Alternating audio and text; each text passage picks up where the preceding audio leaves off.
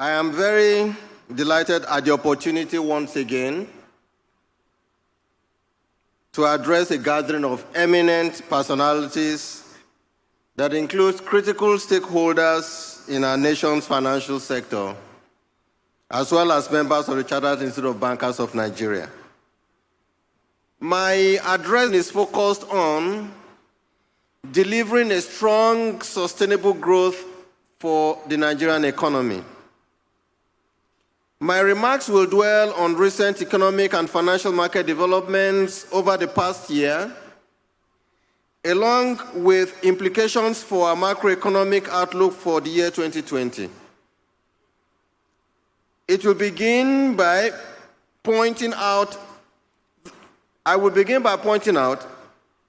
that although the Nigerian economy continues to experience positive growth, following the recession of 2016 into 2017, the pace of growth has remained relatively slow due to some structural constraints, and all hands must be on deck to resolve this challenge. This pace of growth, given our growing population, leaves the economy vulnerable to downside shocks, such as changes in the oil price and sentiments in the global financial markets. I will then discuss ways in which the monetary authorities can support the economic recovery and enable stronger GDP growth in our country. I start with a recap of 2019. At the 2018 Annual CIBN dinner, I spoke on our efforts being made towards ensuring that this recovery of our economy following the recession is sustained. It is indeed heartwarming to note that following a series of policy measures put in place by the monetary and fiscal authorities in Nigeria, our economy has remained on a positive growth path. GDP growth has remained positive for 10 consecutive quarters following the recession. For the second and third quarter of 2019, GDP growth stood at 2.1% and 2.28% respectively. The positive growth in GDP has been driven by improvements in agriculture, oil and gas, manufacturing, and ICT. Activities in the manufacturing sector also witnessed significant improvement as the primary manufacturing index has risen for 31 consecutive months from its low of 42 points in August 2016 to 57.6 points in September 2019. This development is attributable to the series of intervention programs by the CBN, along with sustained supply of foreign exchange and stability of our currency. On inflation, headline inflation declined from its high of 18.72% to 11.08% in August 2019. We recently noticed an uptick in headline inflation, which went up to about 11.61% in October 2019, partly driven by cost-push factors such as the recent border closure measures of the federal government. We believe this effect will be temporary, as efforts are currently being made to induce greater production of staple food items. However, core inflation as at October 2019 is now under 9%. This decline in inflation has been due to our maintenance of a tighter monetary policy rate at 13.5% and improved flow of foreign exchange. Our financial system is in a much stronger position today following the crisis, as capital buffers and liquidity in the banking system have continued to improve. Industry-wide capital adequacy ratio has increased from 10.2% in December 2017 to 15.5% in September 2019. The percentage of non-performing loans in the banking sector has declined from its high of 14.7% in January 2017 to under 7% as at October 2019. Credit conditions in the banking system have improved, supported by our new policy measures announced in June 2019, which requires banks to maintain a minimum of 65% loan-to-deposit ratio.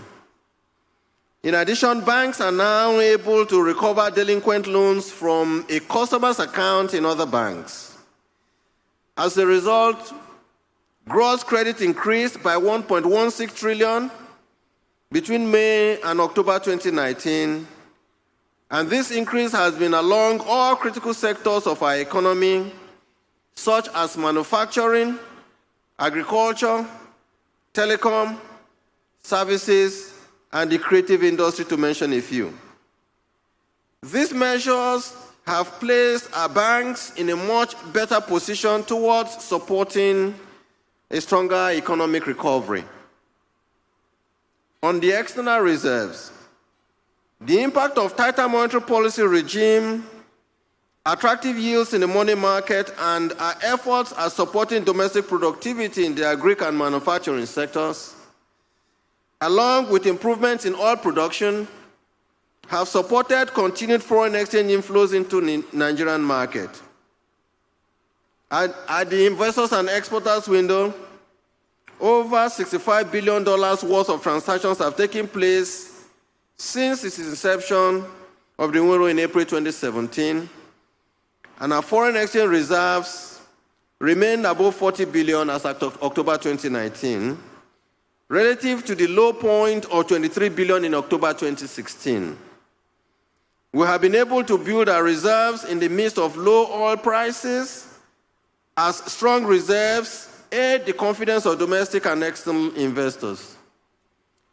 Today, our current stock of external reserve is able to finance 9 months of current imports commitments.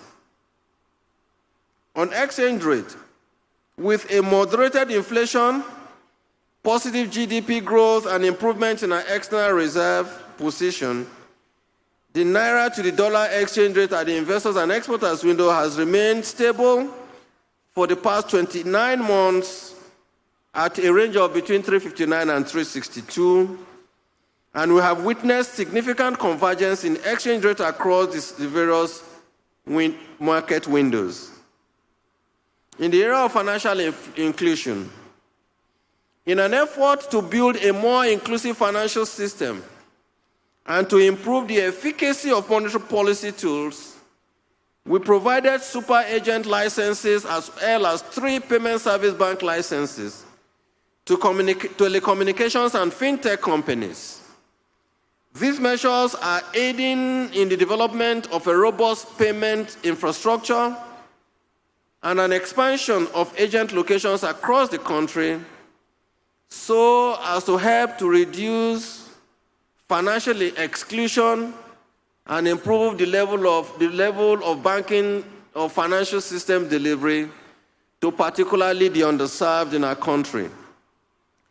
As a result of our policy measures in 2019, over $400 million have been invested in fintech companies, the largest in Africa in 2019, focused on supporting improved payment services in Nigeria. With the entrance of new players into the payment services market and the strengthening of our financial networks, a growing number of underserved Nigerians have access to cost-effective banking services today. In development finance, we have sustained our intervention efforts in order to help catalyze growth in critical sectors of the economy, such as the agriculture and the manufacturing sectors. Through our programs such as the Anchor Borrowers Program, the Commercial Agricultural Credit Scheme, and the Bankers Committee Agribusiness Small and Medium Enterprise Investment Scheme, we have improved access to markets for farmers by facilitating greater partnership with agro-processors and manufacturing firms in the sourcing of raw materials. As a result, manufacturers have integrated local options in sourcing their raw materials. Partnerships forged through contracts between farmer cooperatives and agro-processors have also helped to support improved production of agricultural commodities such as rice, cotton, maize, just to mention a few. In order to address some of the challenges faced by local farmers and manufacturers, we embarked on measures to discourage smuggling and dumping of restricted items into the country by imposing restrictions on the use of financial institutions in Nigeria by identified smugglers as their activities undermine the growth of our local industries. These measures are aiding our efforts to support local cultivation in various agricultural products. Our challenges. Notwithstanding these positive indicators, I will be the first to highlight that we are still very far from our potential as a country. First, our gross domestic product growth rate, which during the third quarter of 2019 stood at 2.28%, still remains below our estimated annual population growth rate of 2.6%. In order to make sufficient progress on a per capita basis, our GDP growth ought to be above 5%. Second, while headline inflation has moderated, it is still above the CBN's band of 6 to 9%.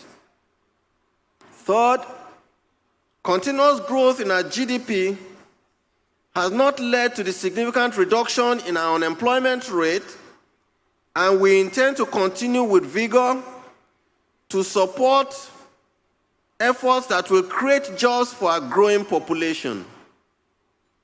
Four, even though some progress has been made, our foreign exchange earnings as well as government revenue are still highly dependent on changes in oil prices and Nigeria's oil production levels. In the absence of strong fiscal buffers, our economy remains vulnerable to global market conditions that affect the demand and supply of crude oil. Building a strong and sustainable growth model for Nigeria. Examining events in the global market is therefore critical in order to design the right policy options that will foster a more sustainable growth path for the Nigerian economy. According to information from the IMF, the global economy has been faced with significant headwinds in 2019. As a result of these headwinds, global GDP growth is expected to fall from 3.6% to 3% in 2019. This is the lowest rate the global economy has attained since the 2008-2009 global financial crisis. It is also the third time growth has been downgraded for 2019 by the IMF. This gives an indication of the outlook countries across the globe are faced with today. With the IMF expects deceleration in growth in close to 90% of the world's economies. In key markets like China, Germany, the United States, and India, growth is expected to slow down in 2019.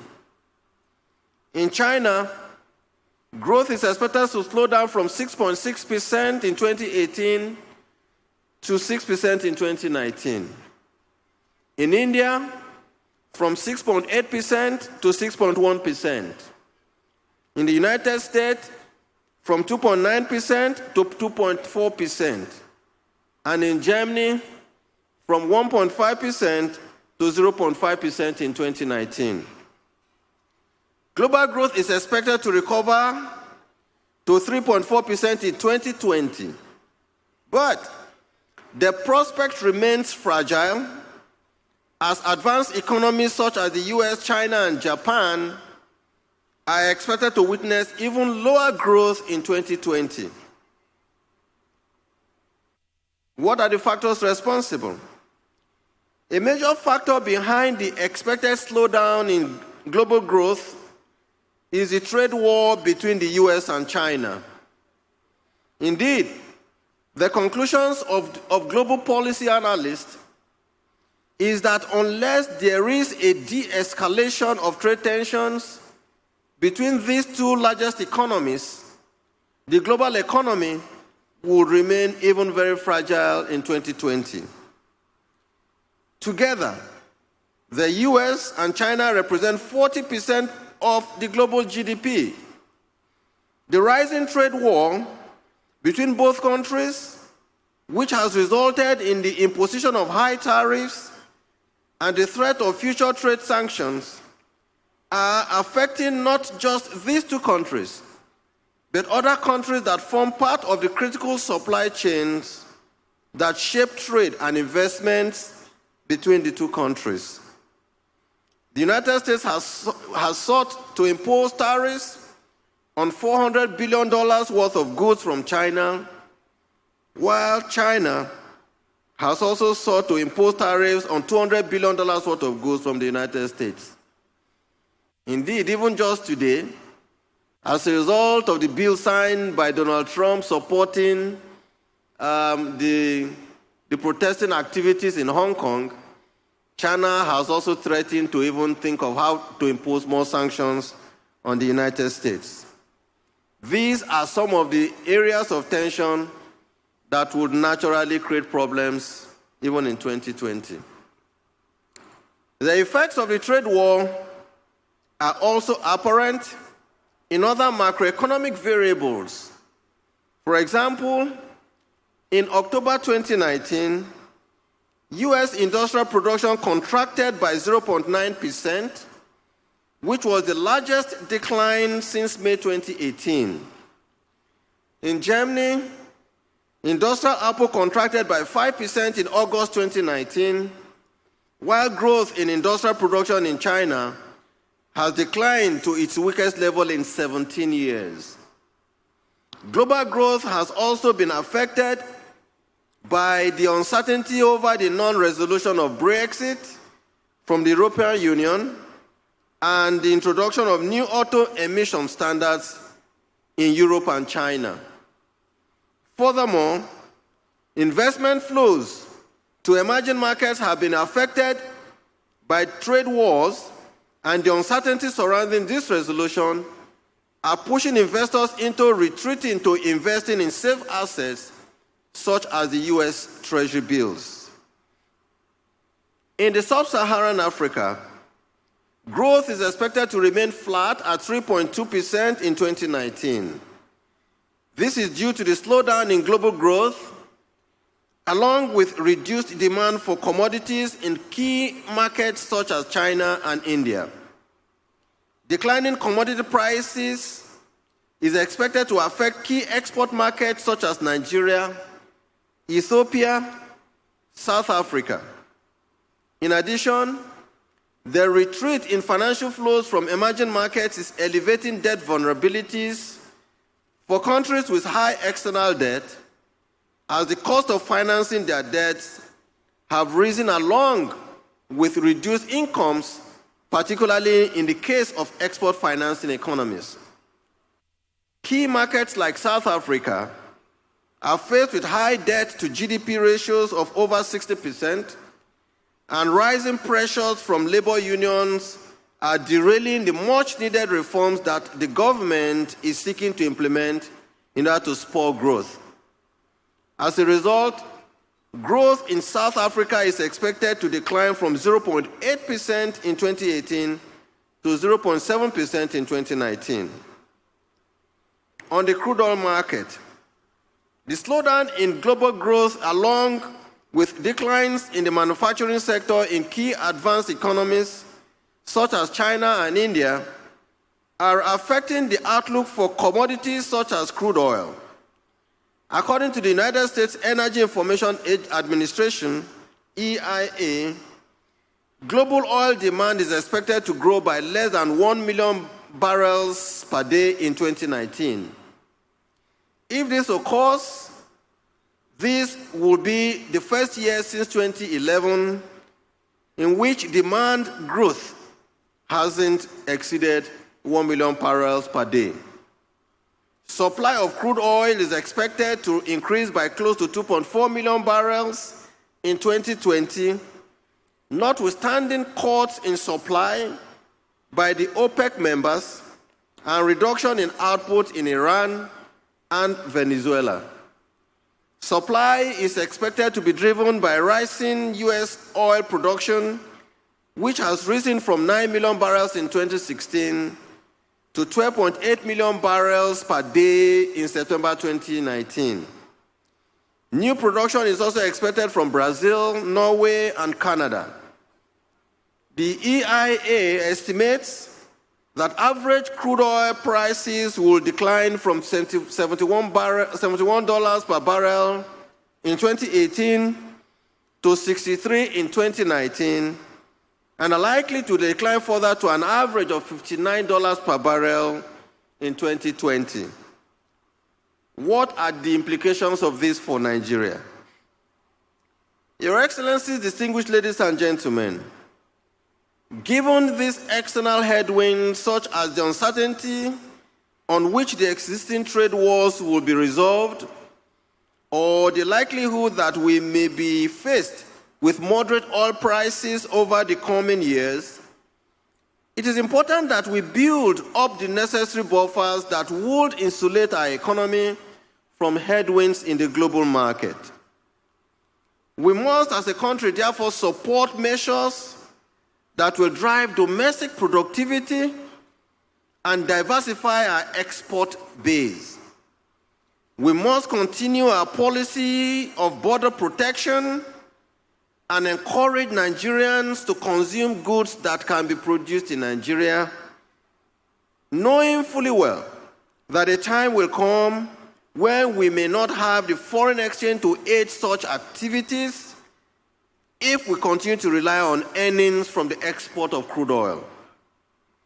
We strongly believe that it is indeed possible for us as a nation to envision a productive Nigerian economy that is not reliant on export of crude oil. At some point in Nigeria's history, we had an economy that supported productive activities, which created multiple streams of earnings for our country. In the 1960s, Nigeria's economy was heavily reliant on agriculture, with increased cultivation and export of primary products such as cocoa, palm oil, cotton, groundnut, and etc. The agricultural sector in 1961, when I was born, represented close to 70% of Nigeria's GDP and generated close to 70% of our export earnings. It was the principal source of employment, as over 85% of Nigerians lived in a rural community. These agricultural products also supported food needs of our nation and provided raw materials for our emerging industries. Distinguished ladies and gentlemen, given the challenges being encountered today in the oil market, Nigeria must return to the era when the growth of its agricultural and manufacturing sectors were used to catalyze growth and employment in our country. The revenues generated from the export of these products helped to fund the infrastructure and human capital needs of the various regions in Nigeria. We're all aware of how the export earnings from cocoa built the cocoa house in Ibadan. Export earnings from palm plantations supported the development of agricultural settlements in the eastern region of Nigeria and Trans-Amadi Industrial Layout in Port Harcourt. The sale of groundnuts and cotton supported the development in the northern region of Nigeria. This diversified economic structure helped to improve job creation and wealth generation across the various regions in Nigeria. In the late 50s, revenue from petroleum products were insignificant, contributing just less than 2% of our total exports. Between 1960 and 1973, annual oil output exploded from just over 5 billion barrels to 600 million barrels. Improved oil production led to a high dependence on crude oil for not only governmental revenues, but also our export earnings. Agriculture's share of our GDP, as well as our non-oil exports, declined gradually as higher wages and earnings from crude oil only served to encourage consumption of foreign goods and excessive importation of raw materials to the detriment of our local economy and, by extension, our domestic industries went to bed. Efforts were not made to build a stronger linkage between the agriculture and the manufacturing sectors, which would have enabled local sourcing of raw materials and inputs towards meeting the needs of the manufacturing sector. If these steps had been taken, Nigeria would have made significant gains in diversifying our revenue base and export earnings. Over time, with declining investments in these critical sectors, the sale of crude oil on average began to support close to 90% of our foreign exchange earnings and 70% of government's revenue. As a result, Nigeria became exposed to the volatility that occurs when the bulk of government revenue and export earnings are dependent on a single product, oil. Creating a sustainable growth model will require that all parties, everybody, work together to support growth in critical sectors of our economy in order to reduce our reliance on earnings from crude oil. It is also imperative that we focus on sectors that have the ability to create jobs for our growing population. Given the vast natural and human resources available in our country, agriculture and the manufacturing sectors offer immense opportunities as part of our efforts aimed at diversifying our earnings base and in creating jobs on a mass scale. Another important area we intend to pay close attention to as a result of these headwinds is growing our non-oil export base. For a country with close to 200 million people, the emphasis on non-oil exports is due to the potential gains that could be made when human and natural resources across different areas are harnessed in creating new products and services that can be produced at scale and sold to people in various parts of the world. Nations that are able to implement policy measures that support non-oil export growth are likely to make progress in generating multiple streams of foreign exchange earnings. More importantly, by providing a nation with multiple streams of income, greater non-oil exports can help in moderating the volatility that occurs when a nation is primarily dependent on one particular resource for most of its export earnings. And I give you some examples. Chile, with a population of 18 million people, exports 2,800 distinct products. Relative to Nigeria, which exports close to 800 products.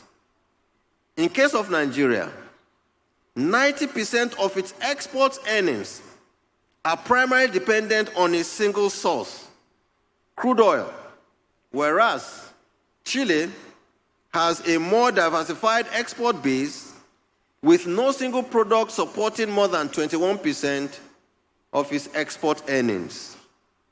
In 2017, Chile was able to fetch over $88 billion from export of its products, whereas Nigeria, with 200 million population, earned $55 billion in the same year. It is therefore no surprise that policymakers continue to emphasize that in order for our nation to grow at high single digits or double digits, supporting domestic production and expanding our non-oil export base is no doubt critical. We would admit that there are other constraints to the growth of the agricultural and manufacturing sectors, such as logistics and electricity challenge. However, I am indeed glad that the government is working on addressing these constraints with the rollout of new rail infrastructure and the reconstruction of major arteries such as Lagos-Ibadan Expressway, the Abuja-Kano Highway, and the Second Niger Bridge, and a range of others that will eventually be unfolded. This would help in no way in reducing the cost of transporting goods and raw materials across various parts of the country. Our analysis on the constraints to growth is what has influenced the policy priorities of the Central Bank of Nigeria and the creation of our intervention programs, such as the Anchor Borrowers Program, the Commercial Agricultural Credit Scheme. While monetary policy may not be able to solve all structural challenges, but by influencing financial conditions under which farmers, like our small and medium enterprises and manufacturers, are able to access credit, we can help to support growth in the agriculture and manufacturing sectors, as well as our non-oil exports. These measures can provide meaningful support to the efforts of the government, which are aimed at promoting more sustainable growth of our economy. It will also ensure that our economy is less susceptible to changes in oil price. I recognize that some of our policies have been construed as protectionist in nature, and I agree that they have indeed been protectionist. But we need to keep in mind that leaders are first and foremost accountable to their own citizens and their nation. And if the vagaries of international trade threatens the comfort of these citizens, leaders are compelled to react by inducing changes in the flow of goods and services in order to improve the lot of its own people and in attaining nationwide growth objectives. One recent example that comes to my mind is the issue of onion prices in India.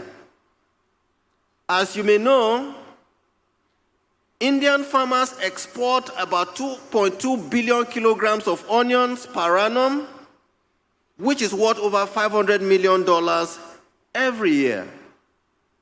Due to excessive unseasonal rains in India this year, production was significantly low, and so local prices increased to a 6-year high. This surge in prices of onion hit Indian households adversely, given that onion is a staple of Indian cookery. It also led to significant pressure on inflation in that country. So what did Prime Minister Narendra Modi's government do? Last month, the government insisted and banned the export of onions from India until further notice, with the immediate result being more onions for local consumers at rapidly decelerating prices, putting a dent to headline inflation. Although protectionist in nature, this is what a great leader, and this is what indeed great leaders do to improve the lives of their people, because the country and its people must always come first. Although this ban has meant higher onion prices for India's neighbors, the government could care less because it is a win-win situation for its own citizens. Another recent example is the decision of the London City authorities just earlier this week not to renew the operating license of Uber in London, regardless of the reasons they may have adduced for this decision. The effect is that it is a boom for local taxi drivers in London City. This is a step meant to keep jobs in the hands of indigenous British drivers. This is what great leaders must do to help its people. Let us also not forget that the European Union's Common Agricultural Policy continues to impose substantial tariff rates on many agricultural products, with the main aim being to discourage imports and increase prices for domestic European farmers in order to increase their income. I have given these two examples for us to know that no leader and no country sees its own citizens suffer. No responsible leader would allow the level of unemployment and insecurity to rise in his country.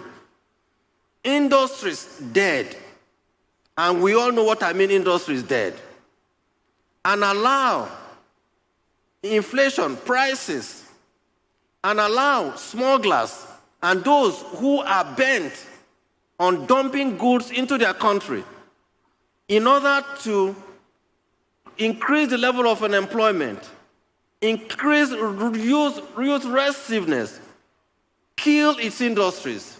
No great leader sits idle.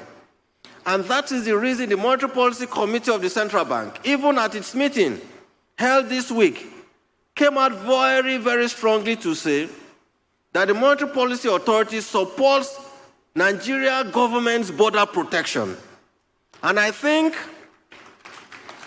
any right-meaning Nigerian, anybody who wishes that the level of unemployment in Nigeria must reduce, any right-meaning leader who means well for his country or for Nigeria today, who wishes to see our industries grow, you do not have a choice but to support the decision of the Nigerian government to protect its borders. All these examples I have cited are gentle reminders that policymakers must concentrate their efforts on making their own citizens lead better lives and worry less about their neighbors. Worry less about your neighbors. Think about your children first before you think about a neighbor. This is exactly where the CBN and the Monetary Policy Authority stand today on the current border closure. And given that it has created jobs for our people, it is creating jobs for our people, particularly for our rural communities, where close to 65% of our people reside, and it is leading to the resuscitation of our local industries in Nigeria, there we will stand. Our priorities in 2020. Over the next year, we intend to support greater economic growth, price and exchange rate stability by engaging in the following measures. On monetary policy, our stance will remain judicious, research-driven, adequate, and supportive of the real economy, subject to underlying fundamentals. The current tight stance is expected to continue in the near term, especially in view of rising inflation expectations. Though we'll act to appropriately adjust the policy rate in line with unfolding conditions and outlook, the CBN will continue to ensure that the policy interest rate is delicately set to balance the objectives of price stability with output stabilization. On GDP, with our continued efforts at driving indigenous production in high-impact real sector activities, especially agriculture and manufacturing, as well as our efforts in improving access to credit, gross domestic product growth is expected to pick up in the last quarter of 2019. This will be buoyed by the anticipated budgetary spending in the near term. From 2.28% during the third quarter of 2019, growth is expected to quicken to about 2.5% by the fourth quarter of 2019.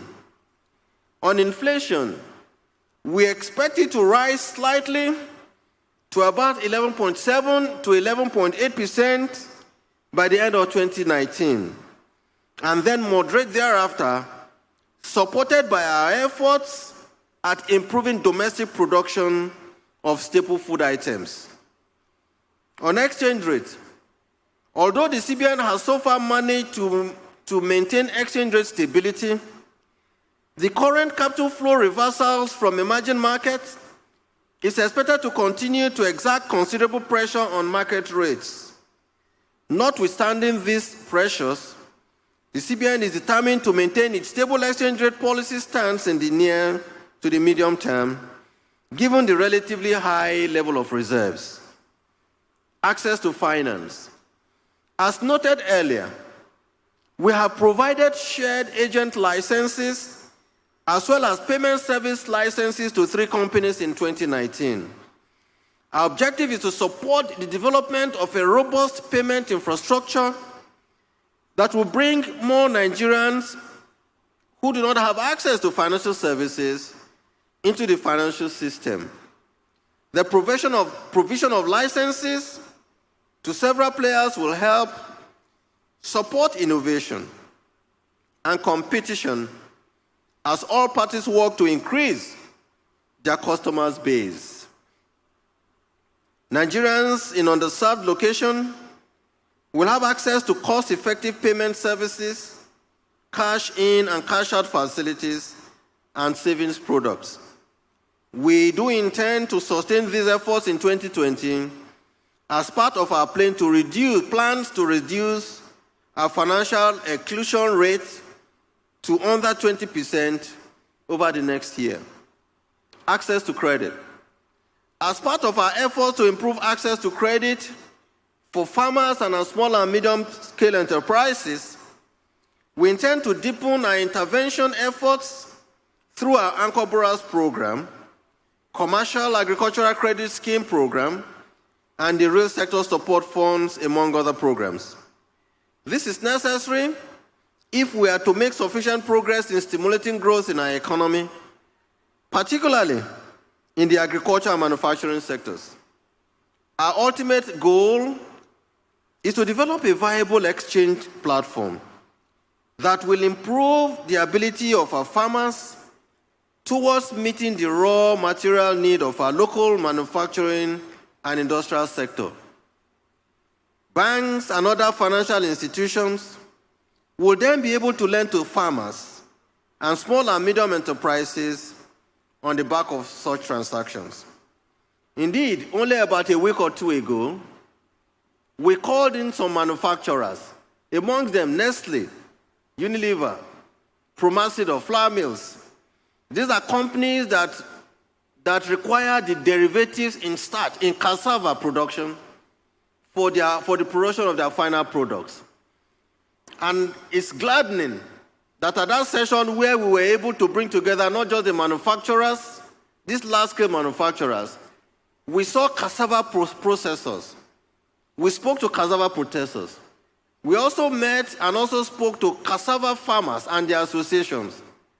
And they have given their word and commitment that the manufacturers have given their commitment that they will patronize our local processors of cassava into cassava derivatives. And our cassava processors themselves have also given their commitment that they will support the farming needs and credit needs of our small farmers that produce cassava. Whereas ourselves in the banking community are also pledging that we will give support to our smallholder farmers in our local communities so that anchor borrower loans can go to them. Ease of credit can be achieved much easily, and by doing this, we improve the wealth in our rural community. We increase our gross domestic product because our manufacturing and small medium enterprises would have come alive again, and this is how growth is attained in a country. We have also increased the loan-to-deposit ratio of 65%, along with restrictions on access to the open market operation window, in order to ensure financial institutions are supporting the growth of the real sector. As we all know, Nigerian banks are some of the most, and pardon me, reluctant lenders in major emerging markets, with an average loan-to-deposit ratio of below 60%. I say this because in comparison with our peers, South Africa has loan-deposit ratio of 90% and about 76% in Kenya. Our loan-to-deposit ratio rate is therefore considered very low today. Our efforts so far are, however, yielding fruit as gross credits increased by 5.3% to 16.4 trillion naira, about $46 billion at the end of September from just May in 2019. In order to ensure that this measure does not result in a deterioration in the quality of assets and loans held by banks, we have also deployed measures to improve credit risk assessments by supporting the development of a consumer credit database, which will aggregate data from different sources in order to determine the creditworthiness of borrowers. This initiative is being worked on in partnership with the credit bureaus and the banks. Furthermore, the banks are now able to impose standing instructions on the account of borrowers in other banks. We believe this action will enable banks to provide loans to borrowers with good credit profiles, as this system will penalize serial defaulters. On non-oil exports, we intend to address some of the barriers faced by non-oil exporters in producing goods for the export market. Working with the Nigerian Export-Import Bank, we will work to improve access to the 500 billion facility designed to support the growth of Nigerian exports. I know we have said so we've been saying this for about 2 years, but we intend to move with vigor to see to the achievement of this goal. Part of our emphasis will be on increasing export of value-added goods relative to raw materials. Firms that have access to these facilities will be able to obtain loans at single digits. This would enable them to expand their production lines and improve the quality of their products so that they can compete effectively with their peers from other parts of the world. Furthermore, in order to produce the time lag required To export non-oil products, we have launched an automated NXP portal, which will reduce the time it takes to process critical export documents from 2 weeks to less than 10 minutes. This measure will support efficiency gains for our firms primarily focused on non-oil export market. We believe by taking these actions, we can improve Nigeria's non-oil export earnings from close to $2 billion in 2019 to $4 billion in 2020.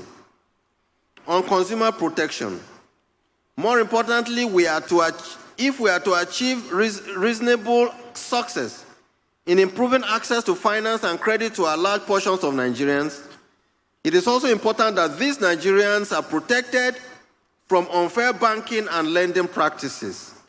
Our Consumer Protection Department, as well as the Banking Supervision Department, will continue to maintain oversight on banks and other financial institutions in order to ensure that the rights of banking customers remain protected. As the monetary and fiscal authorities continue to work tirelessly to support the recovery of our economy, I'd like to reiterate that Nigeria is indeed open for foreign investors who are keen to support our efforts at unlocking the immense opportunities in our economy, knowing that it offers mutual gains to both the investor and the nation. Investors can be assured that their investments in Nigeria will be duly protected by the authorities, as we are fully aware of the various advantages they can provide our economy in terms of capital and technological know-how. We hereby reaffirm our commitment to investors that Nigeria indeed remains open to business. Conclusion. Distinguished ladies and gentlemen, in closing, I'd like to reiterate that it is of vital and utmost importance that we begin to believe in Nigeria's greatness. Our country is blessed with abundant human and natural resources, which, if truly harnessed, will see to Nigeria's emergence as one of the world's top 20 economies. Nigeria and Nigerians have great potentials, and we must do everything possible to harness it. We must redouble our efforts to continue to support actions by the government, monetary and fiscal authorities to diversify the base of the Nigerian economy through the encouragement of made-in-Nigeria products. We must also consume what we produce and produce what we consume. Somebody was given an analogy a few days ago to me. He said that as a Nigerian, because so oftentimes people talk about price competitiveness, that as a Nigerian, my mom has a shop, or my dad has a shop, and the neighbor also has a shop selling the same products. Whereas the price of the neighbor may be cheaper than the price of my mom's shop. And my cousin, who wants to buy the same product, or my brother, or my relation who wants to buy the same product, and he approaches he approaches both stores. One store owned by a neighbor, and another store owned by his own relative, his father, his mother, his cousin, or his sister. And he looks at it. He finds that the product he's buying in his mother's store, or his father's store, or in his brother or sister's store, unfortunately is more expensive than the product in his father's neighbor's store. What will he do? He says that he will make sure he buys the product from his parent or his brother rather than the neighbor, because he should better not be seen by his mother or his relative buying a lower price product in his neighbor's store. Because if he does so, his mother or his relative will certainly see him as supporting an enemy or as supporting a neighbor. Who is an enemy? I say this because a lot of people sometimes talk about competitiveness on pricing. We don't have a choice, because by supporting our own, even in the midst of price uncompetitiveness, what you do is that you create job for your own brother or for your sister, and you keep the business and the industry of your father or of your brother alive. We must discourage the propensity to import what we can produce in Nigeria. This is because if we do not reduce imports, the same imports will kill us as a nation, knowing fully well that such activities do not aid our efforts in creating jobs and supporting the growth of our local industries. If we choose to support excessive import of goods that can be produced in Nigeria, we will lose jobs, our industries will die, and insecurity and other social vices in our land will continue to increase. We must choose this alternative path of improving domestic production, which will support the growth of our local economy. While errors have been made in the past, we must forge ahead, knowing that it is indeed still possible to attain a great Nigeria. But this can only be achieved if we work together and engage in activities that support improved production and consumption of our goods and services that can be produced in this country. Our market is large enough to generate considerable scale and high returns to any efficient business. The banking industry has a critical role to play in this regard, as access to credit can spur household demand and domestic production of goods and services. If we all work together, we will be able to generate double-digit growth numbers in the near future. As we push forward on our priorities to drive economic growth, it is also critical that the banking industry remains focused on having a positive social impact on our society. I am glad that the banking sector is making significant contributions in this direction, as 5% of its annual profits are dedicated to the Agribusiness Small and Medium Enterprise Investment Scheme.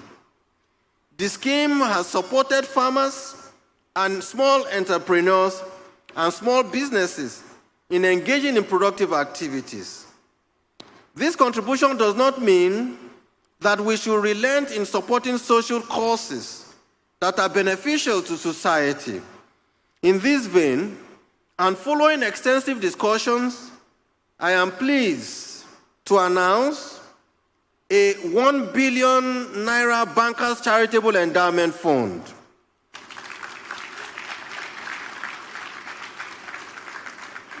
The Bankers Charitable Endowment Fund will fund a major charitable initiative every year starting in 2020.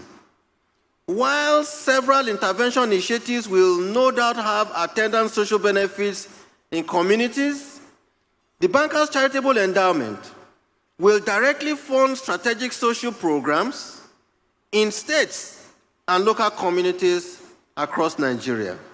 This fund is a first of its kind in any industry in Nigeria. And my hope is that it will spur a trend across other industries and sectors to collaborate and work together to better the lives of all Nigerians.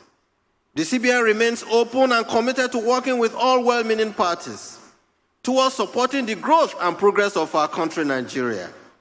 And in this, I thank you all very much for your attention, and also thank you once again for being here today. Thank you.